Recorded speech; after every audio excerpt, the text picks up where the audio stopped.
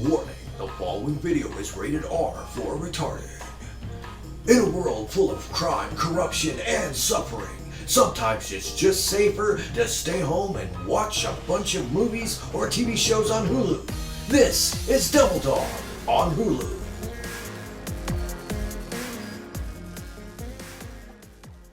Hello everybody, it's me Nate, aka Devil Dog, and I'm back with another video. This time I'm doing a review of the first 13 episodes, the first rebooted season of Animaniacs that just appeared on Hulu. Most people know this, but I'm a huge fan of Animaniacs. In fact, I even have a Ron Paulson signed, Pinky and the Brain animation cell from the first season of it. So I was really stoked when I found out that Hulu was actually bringing it back for 2 seasons. And the first season consists of 13 episodes. And whenever you have something like this, that it's not really a reboot, it's kind of just a continuation of the series. There's certain things you kind of look forward to. And I wrote down some notes involving all 13 episodes that I had watched. I'm not going to get into massive detail because I can definitely say it's worth checking out. The animation is fast, frantic, fun. It's very beautifully done animation. It's not like cheap flash animation. But like one thing I even pointed down here is their animation style that they use in this is a lot more exaggerated than the original art style that they used in the original Animaniacs. It comes off to me almost like more like Tom and Jerry, or with some parts that even like Ren and Stimpy with some pretty close-up detailed gross shots. So it takes a little bit of a different detour on some of the animation, but not most. Now, the main thing about the original series of Animaniacs was the huge cast of characters and the fact that they were normally topically funny and was really heavy with songs, wordplay, and jokes. And this does the same to a point. The returning characters they got all are the same original voice actors that reprise their roles, which is fantastic. But right from the very beginning, when you listen to the theme song, you've noticed a couple changes to modify, to update, which kind of scared me right from the start.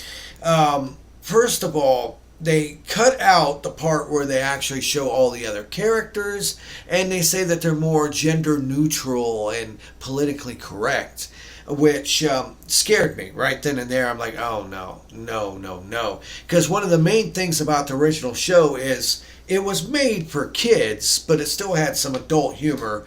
But it was very, very topical at the time of like every actors, presidents, and stuff like that.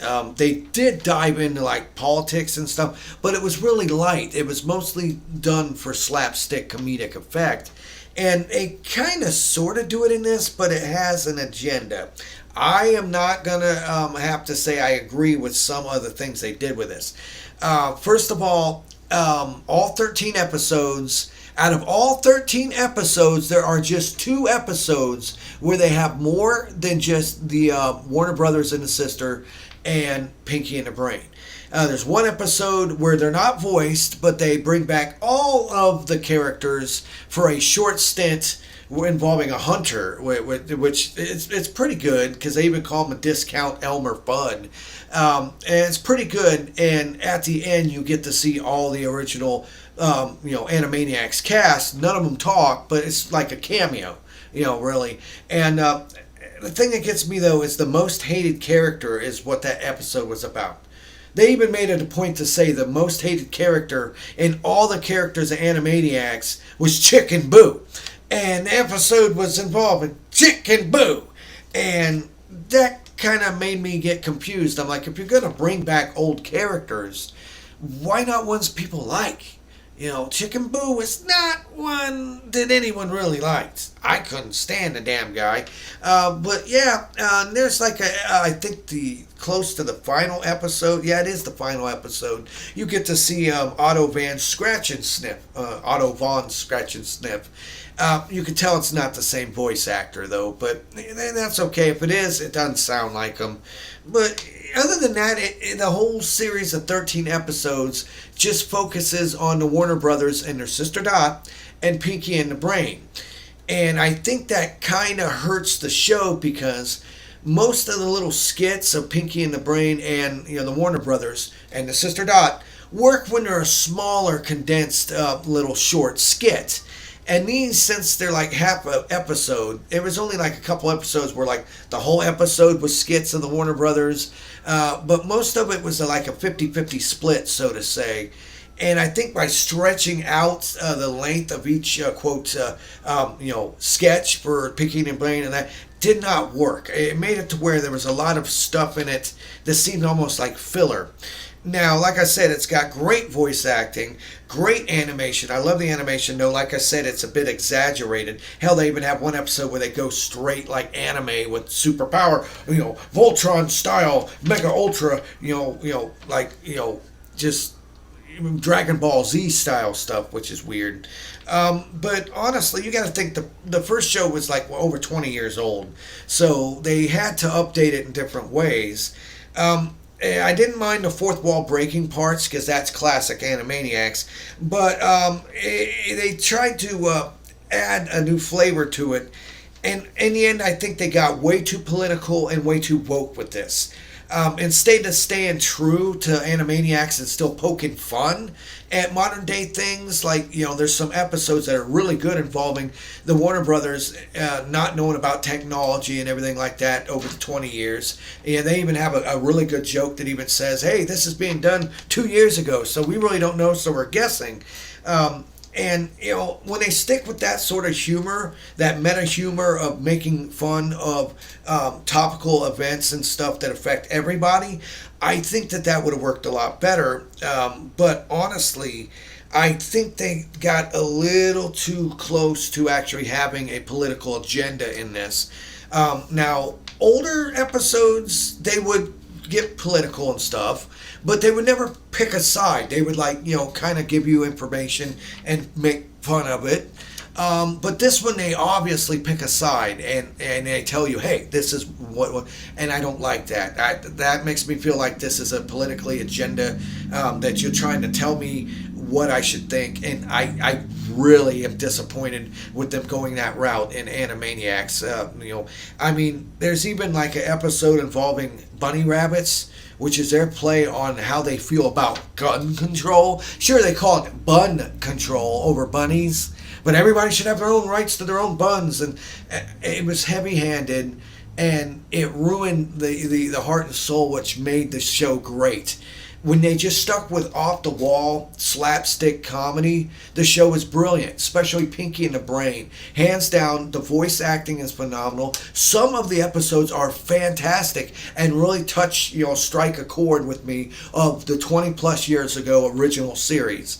Other ones, like I said, if they just would stay away from trying to force their agenda on you and just do the slapstick comedy and, their meta humor, making fun of modern day things, that's where it really is gold. But I would have to say that more than half of it's great, okay, but the other half you'll roll your eyes and go, why are you trying to make me feel this way? I don't like that. I'm watching this for good old classic episodes, and you're going this route.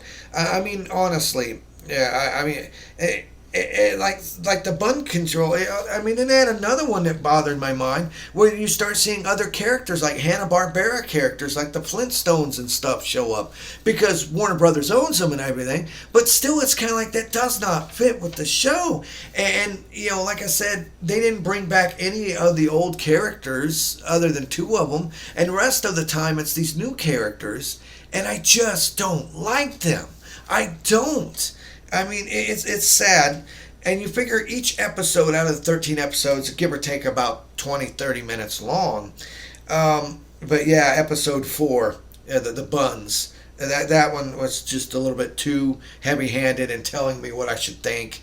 I mean, honestly, episode 5 is the one with Chicken Boo, and then oddly enough, I think it was episode 11 was like a Halloween episode. I actually liked that one because it was a direct ripoff of Pennywise the Clown. They called him Nickel Wise, and when they do stuff like that, is when it's golden. Take something of like what's going on with society in general that affects everybody. Movies people have seen, people like actors. When they do that, that is when the show of Animaniacs has shined its best. But when they get too heavy-handed with almost close on borderline woke culture, of like standing and making a decision and telling me what they think is right. You may interpret it in a different way, but I sure as heck didn't. I seen right through him like, no, guys, you're going too far. You're actually trying to force, your opinion on me, and that's not what makes the show good. What makes the show good is slapstick, stupid, funny comedy when you're making fun of normal everyday things and not picking a side. Not trying to tell me what your friggin' beliefs and stuff. It's the wordplay aspect and your jokes, the songs. Those are the best parts of the show, is when you're just doing stupid stuff, singing your songs, and doing your good classic slapstick comedy. Not when you're getting in this heavy-handed, agenda, episodes where you're trying to make your own agenda go across. I didn't like those. And I would say that more than half of the series of 13 episodes are heavy-handed like that. And there's only 2 episodes out of them that they actually parody a movie opening or ending, which is great. The very first episode does it, like playing off of Jurassic Park.